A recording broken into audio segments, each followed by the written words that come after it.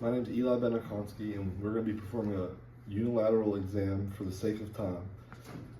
Before you start, you should always ask your patient if you have permission to touch them. Yes, you do. My name is Ryan Miller. Today, for the sake of time, we will be performing a unilateral exam instead of a bilateral exam of the foot and ankle.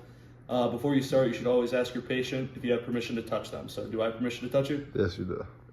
The first step of performing an evaluation would be getting the complete history from your patient, and you would start with asking them what happened. I was playing football and I twisted my ankle. When you rolled your ankle, did you hear any noises, cracks, or pops? It popped. When you rolled your ankle, what type of surface were you playing on? I was on artificial turf. Have you had any medical problems with this ankle before or in the past? The patient does not have any signs of a pes cavus foot type, which would be high arch. The patient does not have claw toes. Claw toes are where the toes are curled downward and resemble a claw. The patient does not have Morton's toe. Morton's toe is where the big toe is shorter than the second toe. The patient does not have hallux valgus. Hallux valgus is when the big toe deviates laterally toward the other toes. We're going to start with bony palpation. Do I have permission to touch you? Yes, you do. We're going to start with the medial malleolus. The next bone is the navicular. To properly see the navicular, you could have your patient evert their foot. And you palpate right here. Good. Okay, next up in the bony palpations is the first and third cuneiforms. First, do I have permission to touch you? Yes, we do. Okay, to palpate the first cuneiform, you follow the first metatarsal down to where it ends, right there. That's the first cuneiform. And you do the same for the third. Follow the third metatarsal down to where it ends. You find the third cuneiform. To palpate the talus, you can have your patient plantar flex and invert their foot. Then you would palpate along the talocoral joint to feel the dome of the talus. The next bony palpation is the metatarsals, first through fifth. So to palpate those, you just go right below the MTP joint. You palpate down the foot. So that's the first, second, third, fourth, and lastly the fifth. The next palpation is the phalanges. The big toe only has distal and proximal, while the other four have distal, middle, and proximal. So you would palpate proximal, distal, proximal, middle, distal. You can even palpate on the sides to make sure you're getting all three.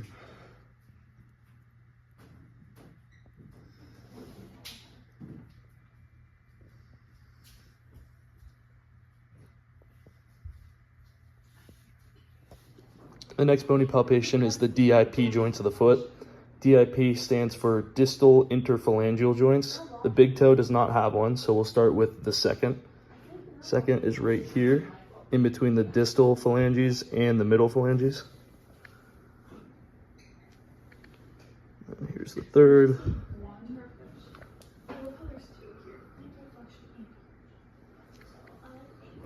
Fourth.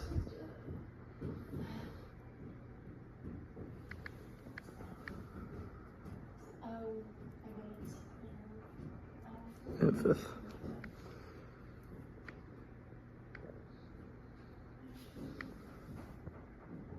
The next step is fracture testing, and we're going to start with percussion of each bone. The first bone is the medial malleolus. The next bone is the navicular. When performing percussion, a positive sign would be pain, and that would be a sign of a fracture. The next bone for percussion testing are the cuneiforms. So we go down the metatarsal, find the cuneiform. If there's any pain, that would be a positive indication of a fracture. Same for the third.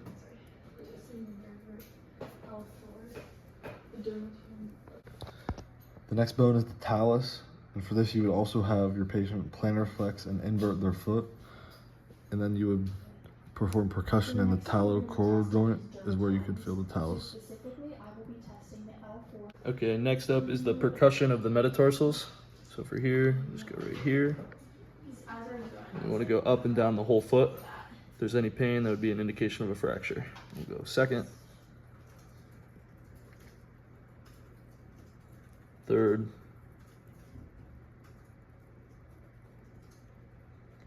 fourth, and fifth. The phalanges are harder to perform percussion on, so you would have to support them and then perform your percussion. This is due to the size of the phalanges, and they're naturally smaller in size.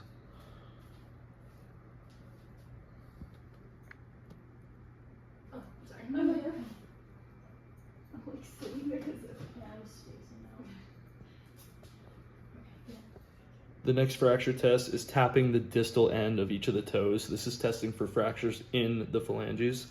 So we'll support the toe from its base, tap on the top of it. Same for each of them. Oh, it goes down. Okay. You feel it? Yeah. The next fracture test is the use of the tuning fork. For the tuning fork, you hit it off your pisiform bone while holding it by the stem. Then you apply it to whatever bone that you want to do the test It on. like kicks out. If you do this, well, I can do a Pain is a positive sign of a fracture when using the tuning fork. Okay, so I'm going to perform a tuning fork test as well. So you hit it off your pisiform, get it vibrating, holding it by the stem. I'll do it again. Then I'm just going to touch it on the distal end of the big toe.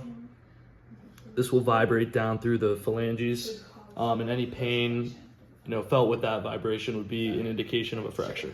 When performing a tuning fork test, you want to make sure not to place the tuning fork on the direct spot of where the suspected fracture is, because that would cause a lot of pain. So you want to place it on a spot on the bone other than where you think it is, and then it'll vibrate down and you'll still be able to tell. Okay, the next test for the evaluation of the foot is range of motion testing. So first we're going to test the big toe.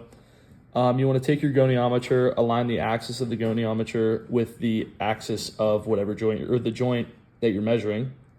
So we're going to put the axis here. We're going to align the stable lever arm with the metatarsal bone, which is the bone that's not moving. Then we're going to place the movable lever arm aligned with the middle of the big toe. So this is our baseline. We're at 163 right now. So that's the starting point.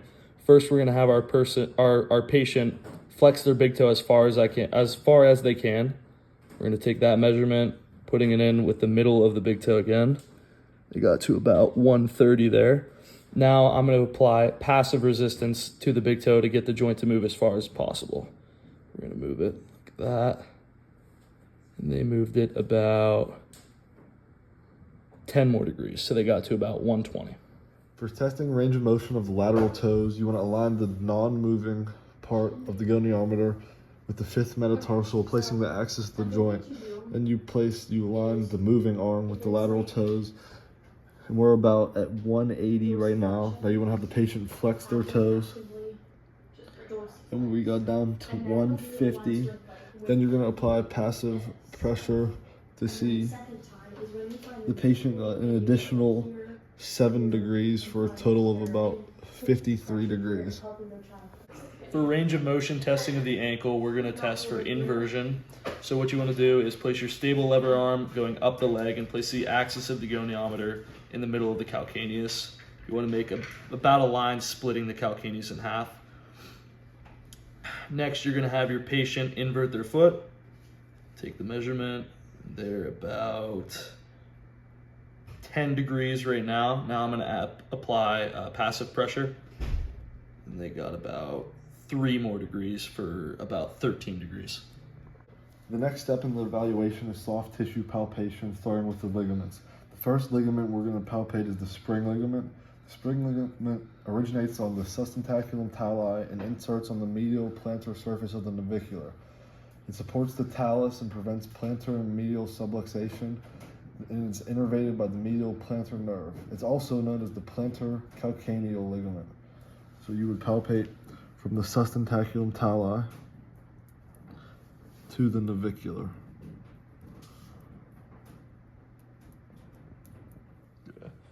The next ligament that we're going to be palpating is the tibio-navicular.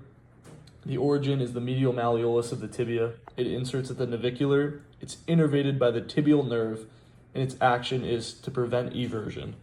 So the origin is right here, comes down to the navicular where it inserts right there. So the ligament would be across here.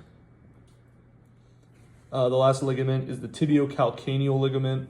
Originates at the medial malleolus, inserts at the sustentacular tali. Its action is to stabilize during eversion, and it's innervated by, again, the tibial nerve. So it originates right here at the medial malleolus, comes down, and inserts at the sustentacular tali right here. So the ligament would go across there. The last ligaments for palpation are the metatarsal ligaments. They run transversely along the distal heads of the metatarsals. They originate at the distal head of the metatarsals, and they also insert at the distal head of the metatarsals. They stabilize the midfoot, and they are innervated by the deep perineal nerve. And you would palpate along the distal heads of the metatarsals.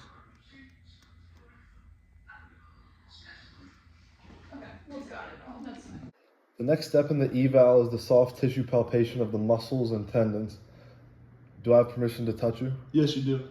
Okay, the first tendon is the Achilles tendon, which originates in the gastrosoleus complex of the calf and goes the whole ways to the posterior surface of the calcaneus, where it attaches.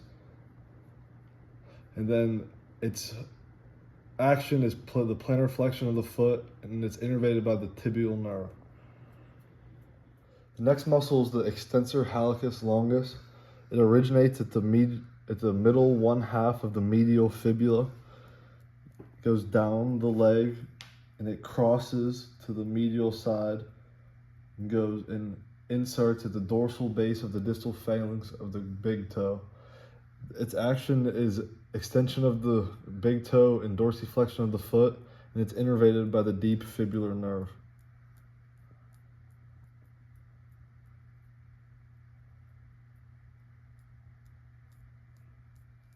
The next muscle is the extensor digitorum brevis. It originates at the superolateral calcaneus. It inserts at the base of the proximal phalanx of the big toe and the lateral portion of tendons of extensor digitorum longus of toes 2 through 4. Its action is extension of the great toe at the metatarsal phalangeal joint and flexion of toes 2 to 4. And it's innervated by the deep fibular nerve. For this, you have your patient flex their toes to fire the muscle belly to find it, and then you can palpate down after you find the muscle belly.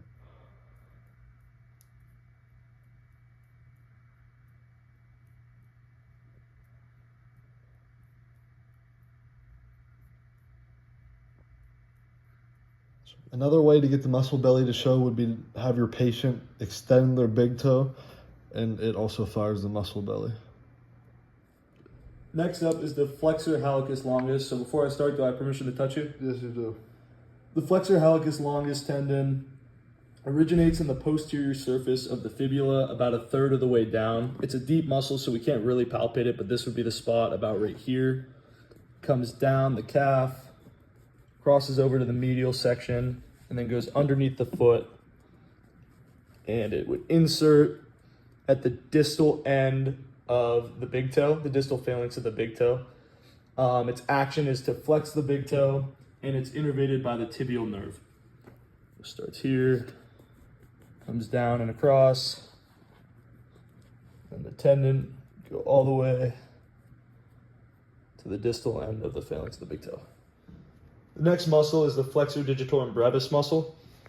It originates at the calcaneus and then inserts on the plantar sides of the middle phalanges of the 4 lateral toes, not including the big toe. So originates right here, muscle belly is right here, and then the tendons come off and come to each of the 4 lateral toes. And they would insert at the middle phalanges, so they would come up right to here on each of them. Boom, down to here, down to here, and down to here. The action is to flex the 4 lateral toes, and it is innervated by the medial plantar nerve from the tibial nerve, S2, S3. The next muscle is the perineal longus. Perineal longus originates on the upper lateral surface of the fibula. So to find the muscle belly, you can have your patient evert their foot. You can see the muscle belly fire right there. And from there, if they keep their foot everted, you can follow that muscle all the way down to the tendon. Goes right over the lateral malleolus of the ankle. And then it crosses over to the bottom of the foot here. And then as you palpate across, it would insert at the base of the first metatarsal, in between the first metatarsal and the first cuneiform bone.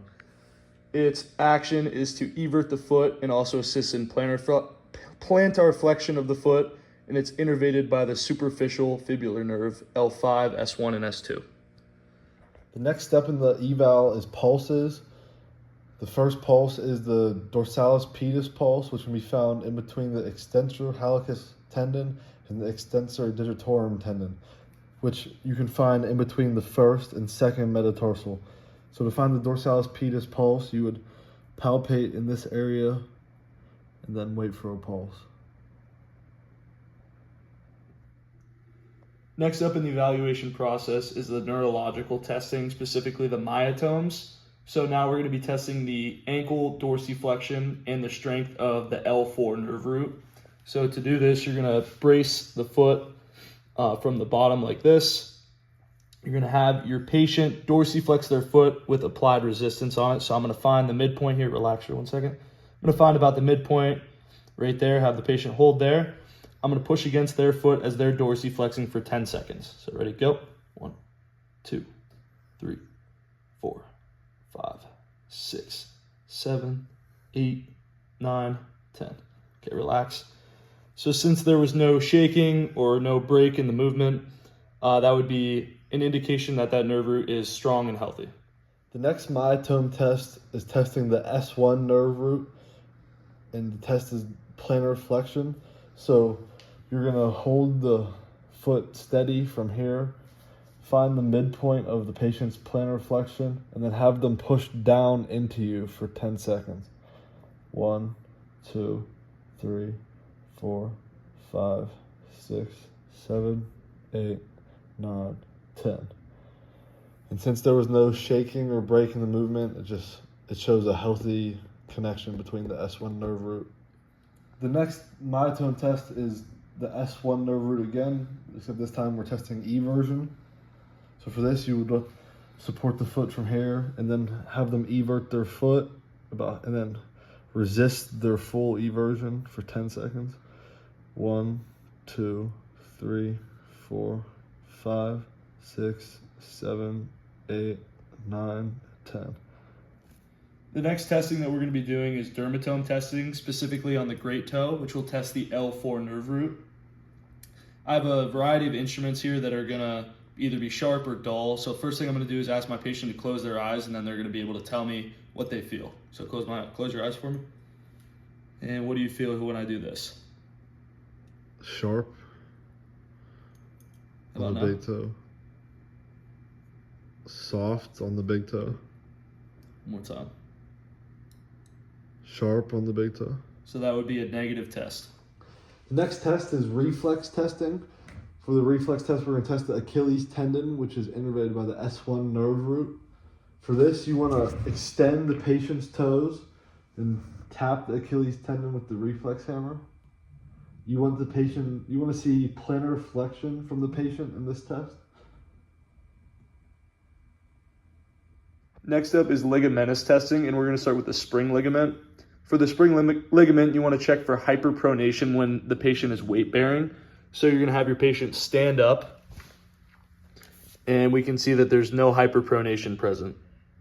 The next part of ligamentous testing is testing the tarsal ligaments. So for this, you're going to perform glides.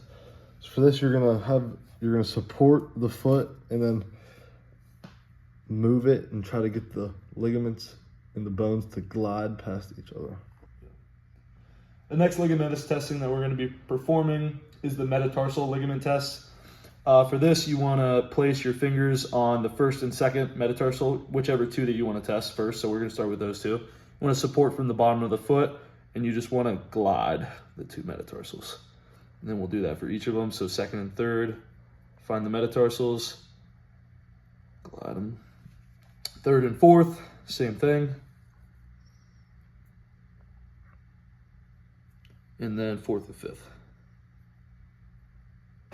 When performing glides, you want to feel for an endpoint. If there's no endpoint, that means that it's a 3rd degree sprain. If there's an endpoint, but it has laxity and pain, it's 2nd degree.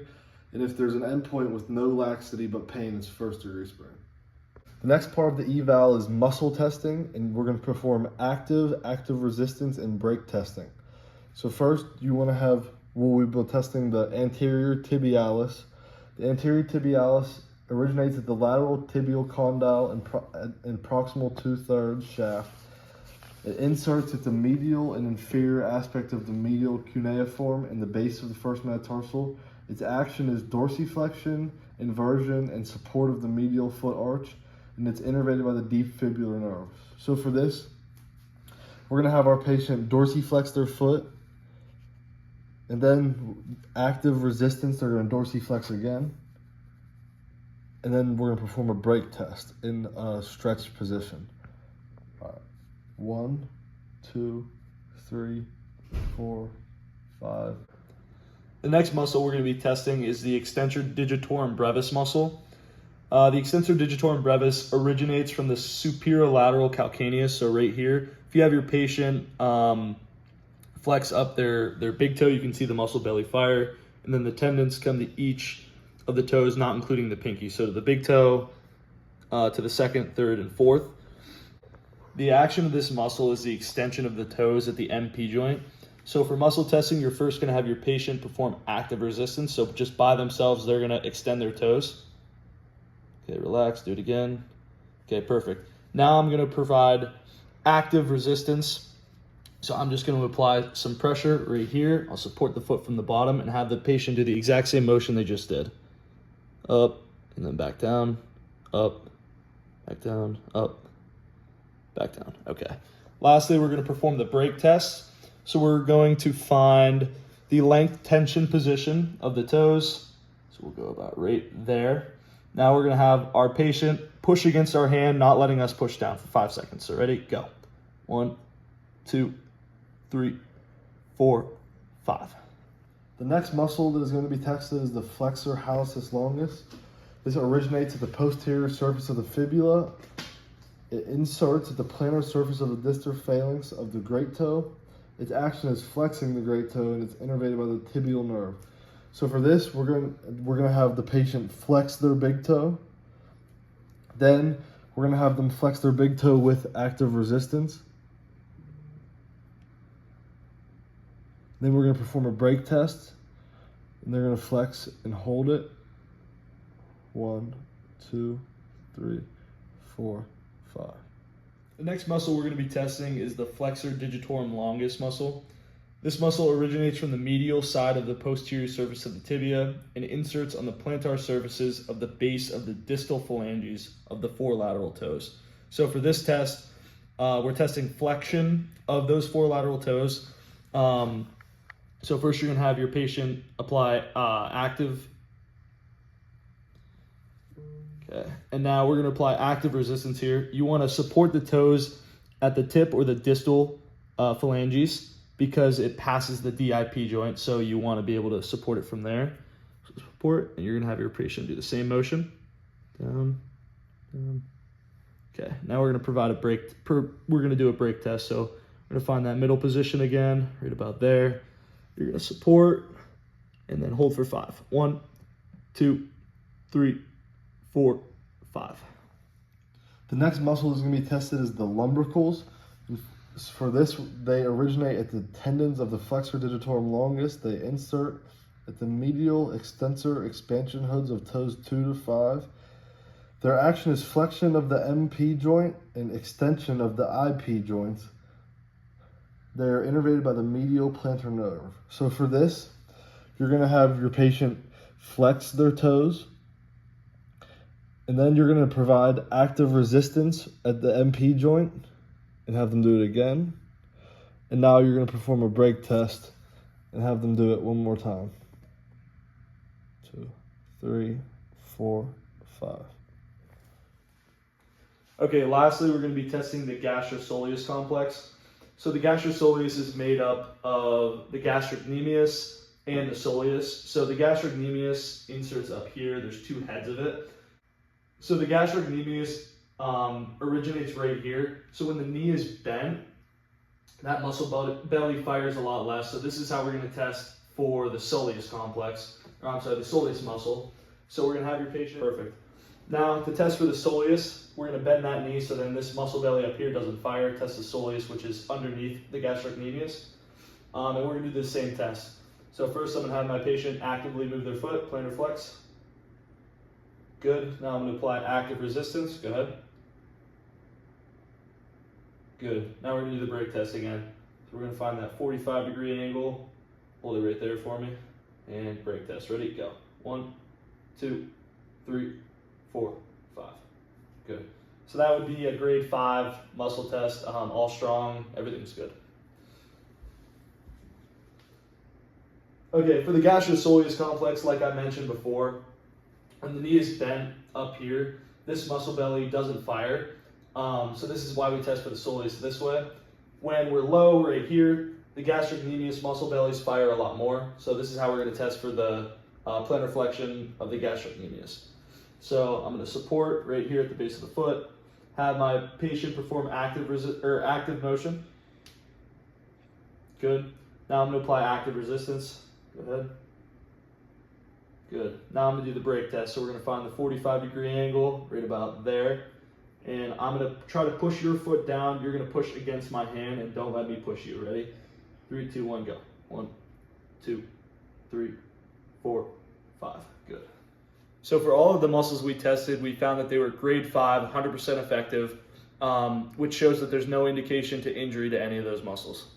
The next part of the eval is special testing. Special testing is looking for certain pathologies. The first special test is the Morton's neuroma test. So you're going to take a pencil and take it between the 3rd and 4th metatarsal, about right here, and press to see if the patient feels their pain right there. You can also test from the bottom side of the foot in between the 3rd and 4th metatarsal, doing the same thing, pressing to see if they feel it. So the next special test we're going to be performing is the Feist test. For this test, we're going to be measuring the medial longitudinal arch collapse. So for this test, you want to draw a dot on the medial malleolus of the ankle. So we go right here at the bottom of it. You want to draw a dot at the MP joint of the big toe. And then you want to have a dot on the navicular as well. So we go right there's the navicular. And then what you're doing here is you want to draw a line from this dot to this dot and see where the dot is compared to the line, if it's above or below. A line.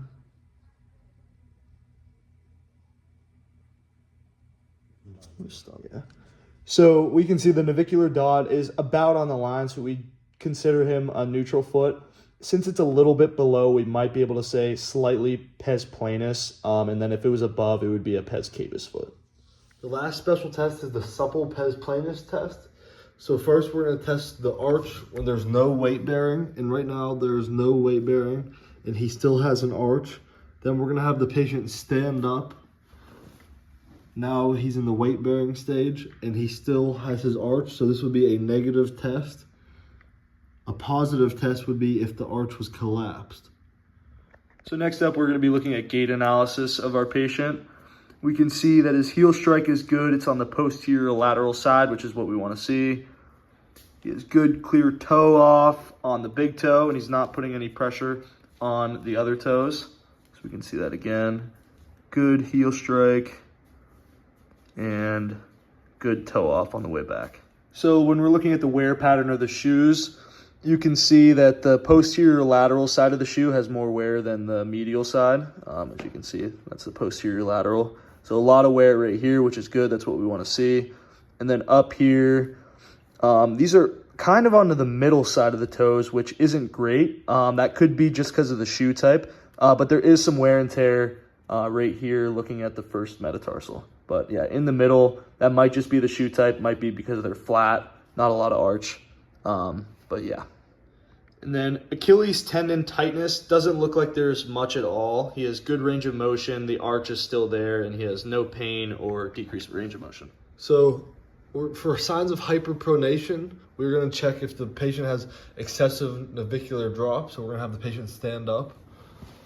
When they apply weight, you can see that there's not excessive drop. Excessive drop would be considered over 10 centimeters. The next sign of hyperpronation would be callus formation on the second and third metatarsal heads. But as you can see, the patient has no formation of calluses almost at all on the second and third metatarsal heads. However, you can see that there is callus formation on the first metatarsal head, the base of the big toe, which is a good sign. The last signs of hyperpronation that are going to be checked is if the Achilles is tight, which can cause the forefoot to have a pronation twist. But when the patient was tested, they had great range of motion, did not appear to be tight whatsoever. They also do not show any signs of having a loose foot, which is a sign that they're not hyperpronating. If they had a very loose foot, it would be a sign of hyperpronation. And the patient doesn't have any hallux valgus also, which is another sign, and they have no. After you complete the full assessment, you would take all of the knowledge that you've gained and determine an assessment of an injury. So if there were weak muscle tests, if there were any positive tests that took place, whether that's fractures or anything else, the neurological tests, if any of those were weak, you would be able to take all of that knowledge you gained and come up with an assessment of an injury.